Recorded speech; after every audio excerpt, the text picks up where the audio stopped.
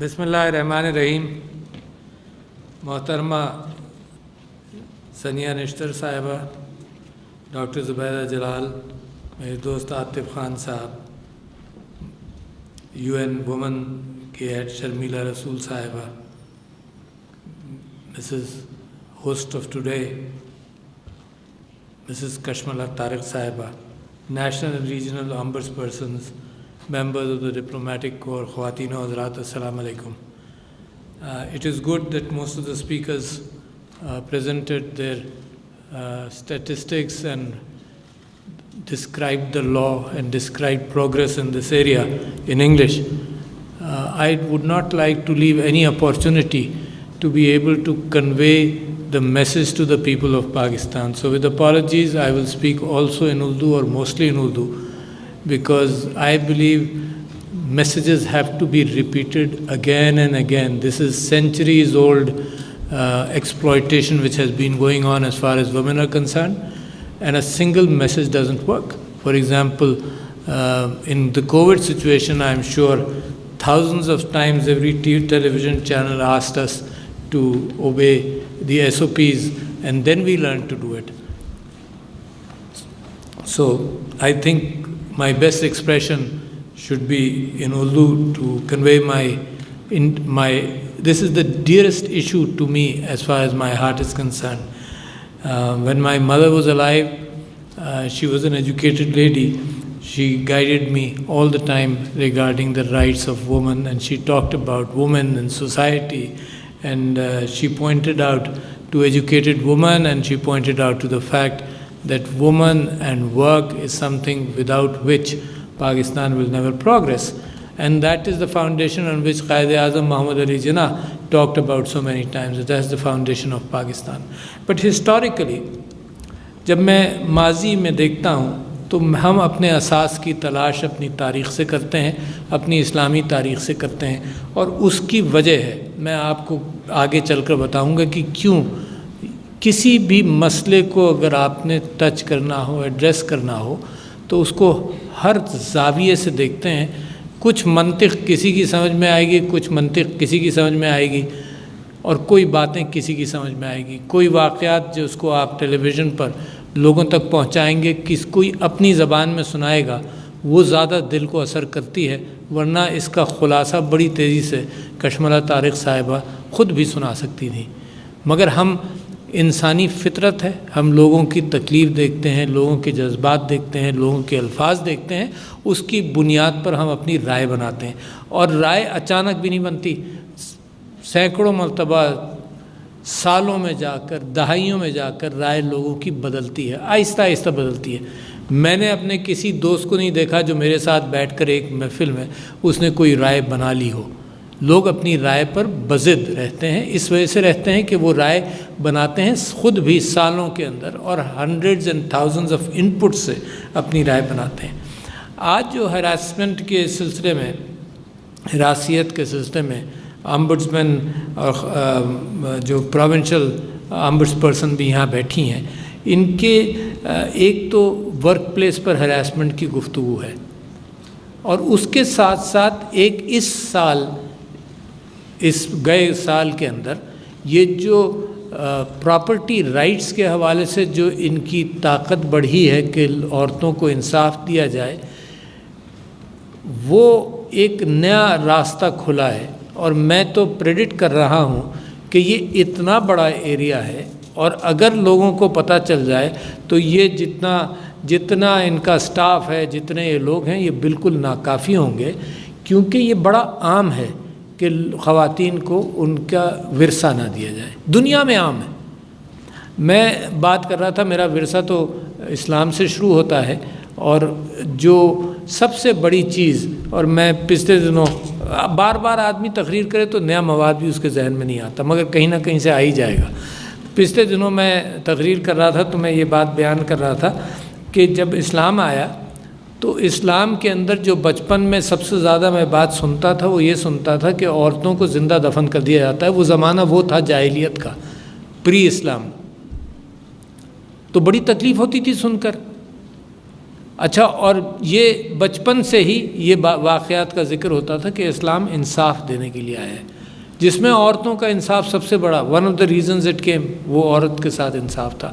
پھر سورہ نساء کے اندر اللہ تعالیٰ نے بڑی وضاحت کے ساتھ پراپرٹی رائٹس کا تعین کیا، اور جب سے میں آیا ہوں یہ پراپرٹی رائٹس کا حصہ وہ وومن آمبڈسمن پرسن کے پاس نہیں تھا، بلکہ یہ ایک الگ پہلو تھا جس کے اندر میں نے اسلامک آئیڈیالوجی کونسل کو یہ کہنا شروع کیا کہ سب سے زیادہ ذمہ دار معاشرے کے اندر یہ ذہنیت بدلنے کا ہے۔ دیکھیں، قانون پاکستان جب سے بنا قانون موجود ہے، قانون موجود ہے، قانون کے اندر کوئی تبدیلی نہیں ہوئی، مگر پاکستان کے اندر اکثریت جگہوں پر وراثت نہیں دی جاتی، امپلیمنٹ نہیں ہو رہا تھا۔ تو یہ جو نیا قانون کا امپلیمنٹ کرنے کا طریقہ آیا، یہ تازہ ایڈیشن ہے، مگر اصول تو 1400 سال پرانا ہے نا۔ ہوا کیا اس اثنا میں؟ یہ اتنے صدیوں کے اندر کیا ہوا؟ اور یہ صرف مسلمانوں کیا نہیں ہوا، آج سے 300 سال پہلے تو خاص طور پر میں کہہ سکتا ہوں ساری دنیا میں عورتوں کے خواتین غصب کیے گئے، ساری دنیا میں۔ مغرب میں تو تھے بھی نہیں، مغرب میں تو میں بار بار کوٹ کرتا ہوں کہ 20ویں صدی کی پہلی دہائی تک عورت جو تھی وہ اپنے خاوند کی جائیداد تھی، اس کی عورت کی جو جائیداد تھی وہ خاوند کی جائیداد تھی، عورت کی جو آمدنی تھی وہ خاوند کی آمدنی کہلاتی تھی۔ یہ 20ویں صدی کی پہلی دہائی تک سارے مغرب کے اندر یہ قانون تھا، مگر اب آپ یہ دیکھیے کہ اسلام کے اندر تو نہیں تھا، مگر پریکٹس ہماری بھی وہی تھی، اس خطے کے اندر بھی وہی پریکٹس تھی کہ ہم اسلامی قانون کے اعتبار سے عورت کو وراثت نہیں دیتے تھے۔ تو ایک تو یہ چیز، دوسری چیز یہ کہ عورت کو کمزور فزیکلی سمجھا گیا، مگر ایک بڑی تبدیلی آئی ہے دنیا کے اندر کہ فزیکل لیبر سے آہستہ آہستہ اب انٹلیکچول معاشرے کے اندر کوئی پروپورشن آف لیبر اگر سوچا جائے تو پہلے اگر 80% یا 90% فزیکل لیبر تھی، اب معاشرے کے اندر شاید 40-50% فزیکل لیبر ہے، اور انٹلیکچول لیبر جس کا تعلق اچھی تعلیم سے ہے، یہ پروپورشن بڑھتا جا رہا ہے۔ اچھا، جب یہ پروپورشن بڑھنے لگا تو اس کا مطلب یہ کہ سارے جنس، اگر فزیکل اعتبار سے مرد زیادہ تگڑا عام طور پر ہوتا ہے تو ذہنی اعتبار سے سب برابر ہیں، تو لہٰذا عورت کے لیے وہ ایک اپارچونٹی کھلنی شروع ہوئی ہے پچھلے 100 سال کے اندر، اور بڑھتی جا رہی ہے جب انٹلیکچول لیبر کا حصہ بڑھ جائے گا۔ تو جب عورت کام پر لگے تو اب اس کو معاشرے کے تعصبات سے گزرنا پڑتا ہے۔ میں چیلنج کرتا ہوں اس محفل میں کوئی عورت ایسی نہیں ہوگی جو مجھے یا اپنے دل میں مجھے نہ بتائے، اپنے دل میں اس کا قصہ کوئی ہراسمنٹ کا نہ ہو۔ چیلنج کرتا ہوں، میں معاشرہ جانتا ہوں، میں معاشرے کو میں بھی دیکھتا ہوں، آپ بھی دیکھتے ہیں۔ اچھا، تو اگر یہ کیفیت ہے تو یہ معاشرے کے اندر ہر گھر کے اندر تو پولیس والا نہیں ہوگا نا، ہر گھر کے اندر قانون کی پہنچ تو نہیں ہوگی۔ لہٰذا ہماری کوشش ایک تو یہ ہے کہ یقیناً قانون کی ضرورت ہے، مگر میں ایک مثال آپ کو دینا چاہتا ہوں کہ اگر کوئی جرم کوئی نہ کرے یا کسی برائی کی طرف نہ جائے، کوئی قانون کی خلاف ورزی نہ کرے، تو 5-6 امکانات ہیں۔ سب سے پہلا امکان کہ کوئی قانون ہے یا نہیں ہے، جیسے عورت کی وراثت کا قانون تھا، قانون ہے یا نہیں ہے؟ پہلی بات تو یہ قانون ہے یا نہیں ہے۔ دوسری بات یہ ہے کہ قانون کیا کاغذ کا ٹکڑا ہے یا قانون امپلیمنٹ بھی ہوتا ہے؟ بہت سارے قوانین بھرے ہوئے ہیں ہمارے ہاں دنیا میں جو قانون کاغذ پر ہیں مگر معاشرہ ان کو فالو نہیں کرتا، تو قانون کا امپلیمنٹ ہونا ضروری ہوا دوسری چیز۔ تیسری چیز یہ کہ اگر قانون امپلیمنٹ ہوتا ہے تو آدمی پکڑا جاتا ہے نہیں پکڑا جاتا؟ بہت سارے معاشروں کے اندر چوری چکاری یہ سب کچھ چلتی رہتی ہے کہ آدمی پکڑا نہیں جائے گا۔ مجھے آج تک یاد ہے کہ ایک صاحب ایک زمانے میں پیلی ٹیکسیز کا قصہ ہوا تو میرے ایک دوست نے کہا کہ مرسیڈیز 6 گاڑیاں خرید سکتے تھے پیلی ٹیکسی کے طور پر، اور اگر وہ 8-10 لاکھ کی مارکیٹ میں تھی، اس زمانے میں 2 لاکھ کی پیلی ٹیکسی میں ملتی. کہنے لگے ٹیکسی خرید لیتے ہیں. میں نے کہا کیا کریں گے؟ کہنے لگا رکھیں گے، 2 لاکھ روپے میں سستی مل جائے گی. میں نے کہا پھر کیا ہوگا؟ میں نے کہا میں تو بڑا شرماؤں گا اس میں پیلی ٹیکسی چلاتے ہوئے کہ اپنے ایک اچھے خاصی گاڑی چلاتے پیلی ٹیکسی چلانے لگے آپ کی مرسڈیز ہے.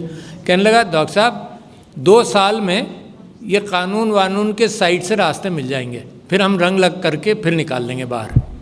یہ صحیح کہانی آپ کو سنا رہا ہوں. اس کو 5 لوگ مل گئے، 6ٹھا نہیں ملا.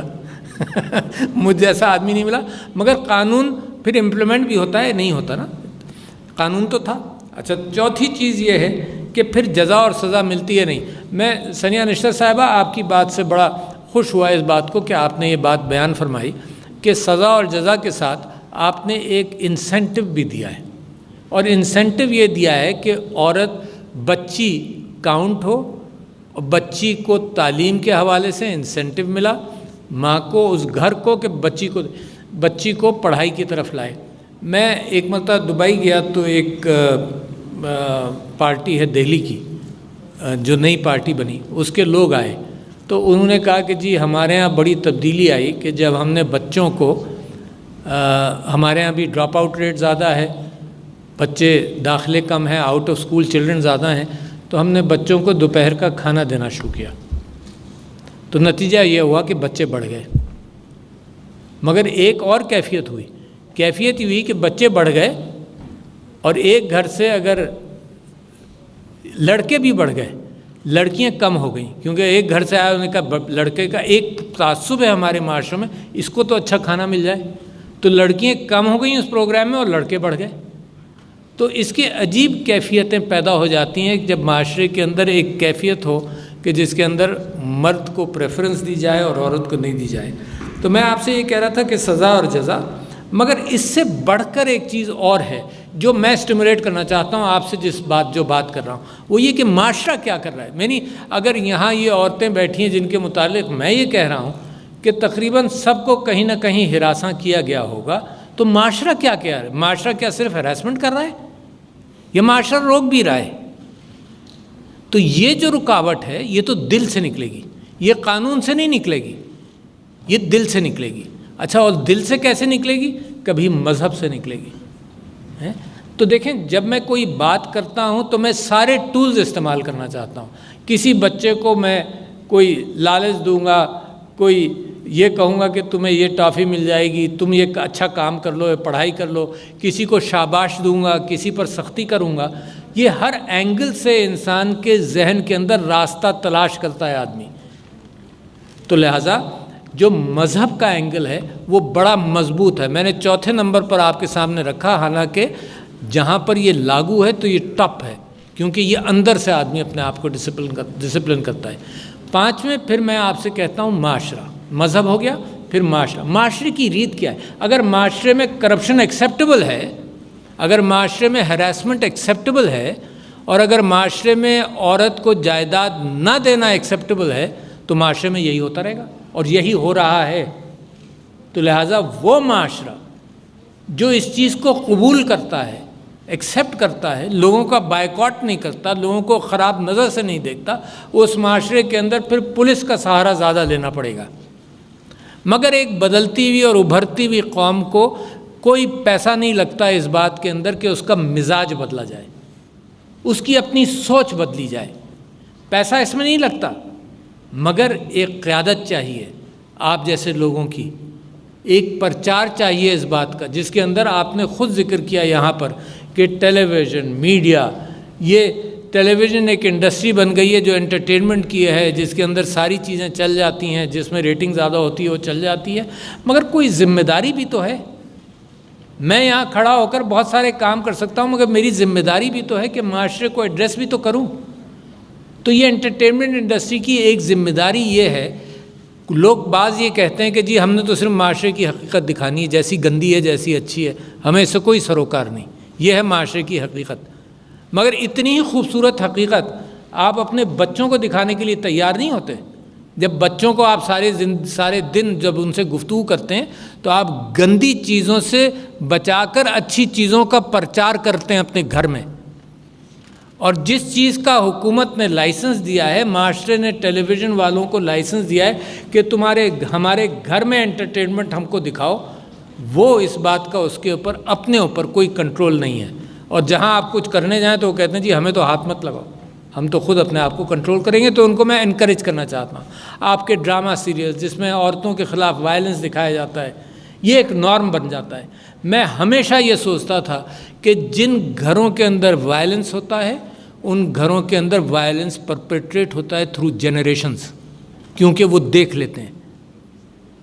یہی میں سمجھتا ہوں کہ اگر ڈراموں کے اندر یہ نارم بن جائے کہ خاندان اور گھر ٹوٹ رہا ہے، اور یہ نارم بن جائے کہ وائلنس ہوتا ہے، تو ان گھروں کے اندر وائلنس ایکسیپٹیبل ہونے لگتا ہے.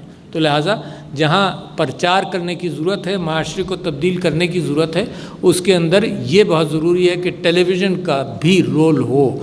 ہر ہتھیار ہمیں استعمال کرنا چاہیے. تعلیم کا رول ہو. عورت کی ترقی کے اندر 3-4 چیزیں بڑی اہم ہیں. ایک، اس کی صحت، اس کی فریکوینٹ پریگننسیز جو معاملے کو، اس کی صحت کو خراب کرتی ہیں، میل نیوٹریشن بڑھاتی ہیں، وہ مجھے الگ غم ہے.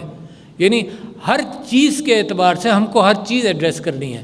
ہمارے یہاں فیشن ہو گیا جناب، بریسٹ فیڈنگ نہیں ہوتی، باٹل فیڈنگ شروع ہو گئی. یعنی جب سے انسان پیدا ہوا، جب سے وہ بریسٹ فیڈنگ کرتا آیا، اس زمانے میں آ کر مارکیٹنگ کمپنیز نے اور سوسائٹی نے سمجھا نہیں انفنٹ فیڈنگ فارمولا آ گئے، یہ کرو. تو ہم نے وی انلرنڈ دا پروسیس، جو نیچرل پروسیسز ہے اس سے ہٹ گئے.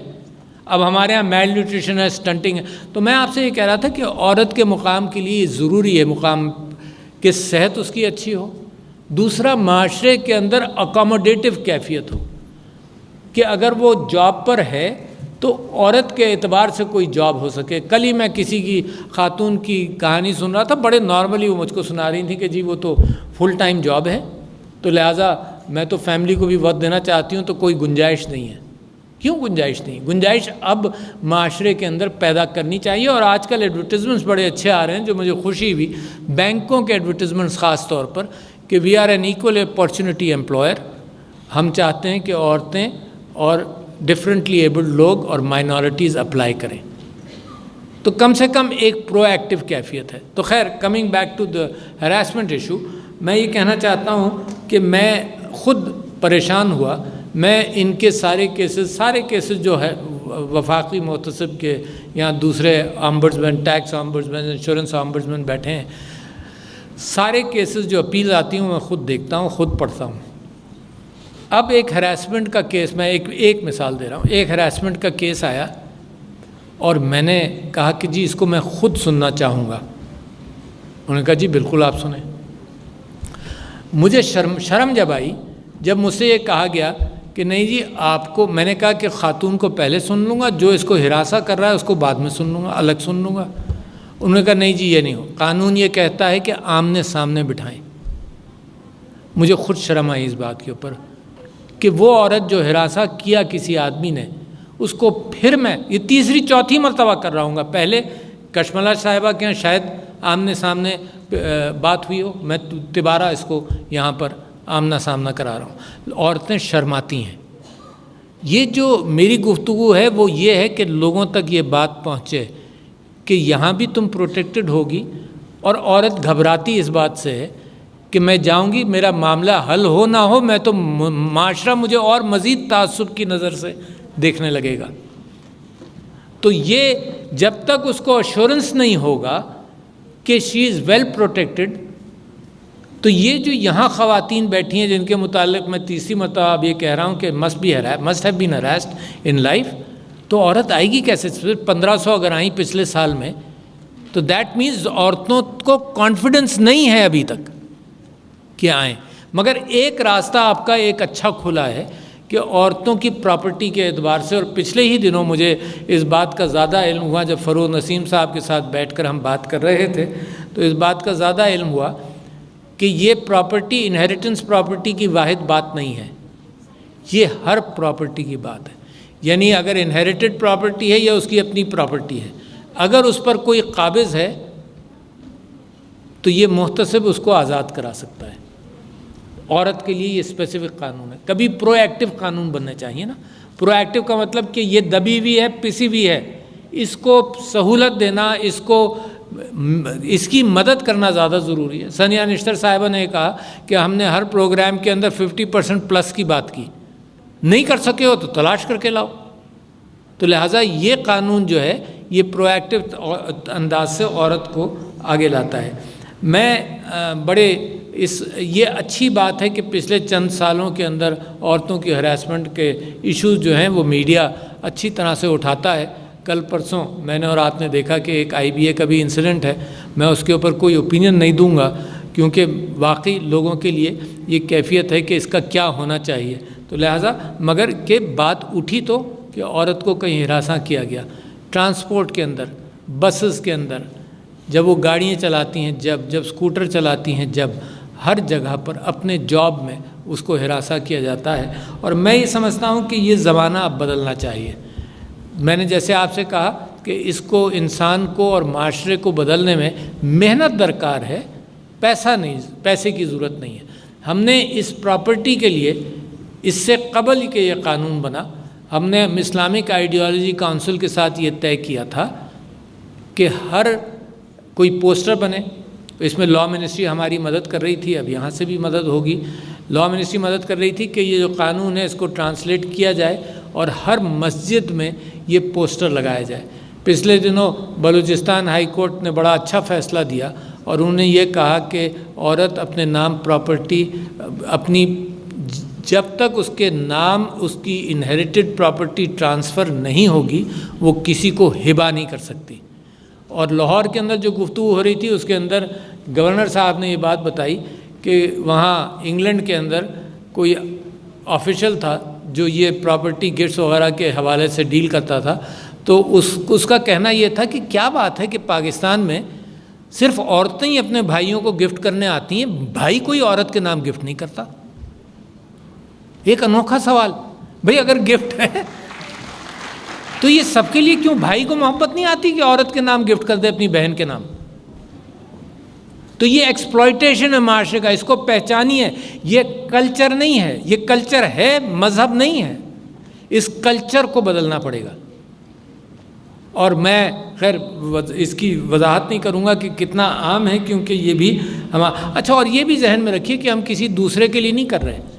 اگر مغرب کی دنیا ہماری طرف دیکھ رہی ہے, دیکھا کرے, یہ تو ہمارا اپنا کام ہے. اس کو یہ دیکھ لیجئے, یہ سمجھ لیجئے, یہ پاکستان کا اپنا کام, کسی سے کوئی تعلق نہیں.